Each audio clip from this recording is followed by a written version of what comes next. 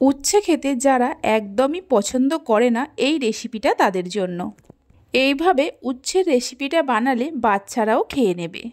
আশা করি আপনাদের ভালো লাগবে। নমস্কার বন্ধুরা, রূপাস কিচেনে সবাইকে স্বাগতম। তাহলে চলুন দেখে নেওয়া যাক। রেসিপিটা শুরু থেকে শেষ পর্যন্ত দেখার জন্য আপনাদের কাছে অনুরোধ রইল। প্রথমে উচ্ছে কেটে নেব। এখানে আমি 300 গ্রামের মতো উচ্ছে নিয়েছি। আপনারা নিজেদের প্রয়োজন মতো উচ্ছের পরিমাণটা কম বেশি করে নিতে পারেন। উচ্ছেগুলোকে গোল গোল করে কেটে নেব। এখানে আমি উচ্ছের দানাগুলো রেখে দিয়েছি, আপনারা চাইলে দানাগুলো বাদ দিতে পারেন। সবগুলো উচ্ছে কেটে নেওয়ার পর একটা পাত্রের মধ্যে তুলে নিয়ে ভালো করে ধুয়ে নেব।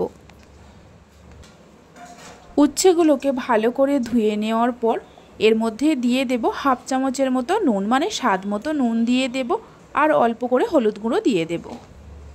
নুন আর হলুদ গুঁড়োটা ভালো করে মাখিয়ে নিয়ে 1 থেকে 1.5 ঘন্টার জন্য ঢাকা দিয়ে রেখে দেব। 1.5 ঘন্টা পর দেখাচ্ছি, দেখুন উচ্ছে থেকে কতটা পরিমাণে জল বেরিয়েছে। এই জলটা ফেলে দিতে হবে। উচ্ছের জলটা ফেলে দেওয়ার পর দিয়ে দেব 4 চামচ বেসন। বেসন দেওয়ার পর দিয়ে দেব 4 চামচ সুজি, মানে যতটা বেসন দেবেন ঠিক ততটাই সুজি দিতে হবে। উচ্ছের এই রেসিপিটা গরম ডাল ভাতের সঙ্গে বা শুধু শুধু খেতেও দারুণ লাগে। এইভাবে একবার বানিয়ে দেখতে পারেন। বাড়িতে বানালে খেয়ে কেমন লাগলো অবশ্যই আমাকে কমেন্ট করে জানাবেন। বেসন আর সুজিটা দেওয়ার পর উচ্ছের সঙ্গে খুব ভালো করে মিশিয়ে নিতে হবে। এবার উচ্ছেগুলো ভাজার জন্য গ্যাসের ওপর একটা কড়া বসিয়ে কড়ার মধ্যে দিয়ে দেব কিছুটা পরিমাণ সর্ষের তেল। তেল গরম হলে অল্প অল্প করে উচ্ছে তেলের মধ্যে দিয়ে ভেজে নিতে হবে, গ্যাসের ফ্লেমটা মিডিয়ামে রেখে। একসঙ্গে অনেক উচ্ছে দিয়ে ভাজতে যাবেন না, এইভাবে অল্প অল্প করে উচ্ছে দিয়ে ভাজতে হবে।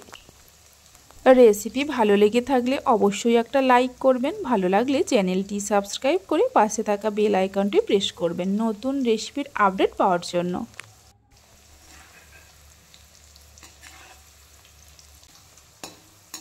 উল্টে পাল্টে মিডিয়াম ফ্লেমে ভালো করে উচ্ছেগুলোকে ভেজে নেওয়া হয়ে গেছে। তেল ঝরিয়ে নিয়ে একটা পাত্রের মধ্যে তুলে নিয়ে রেখে দেব। বাকি যে উচ্ছেগুলো আছে এইভাবে অল্প অল্প করে দিয়ে ভেজে নিতে হবে। সবগুলো উচ্ছেকে ভেজে নেওয়া হয়ে গেছে। দেখুন দেখতে কত সুন্দর হয়েছে, খেতেও খুবই ভালো হয়।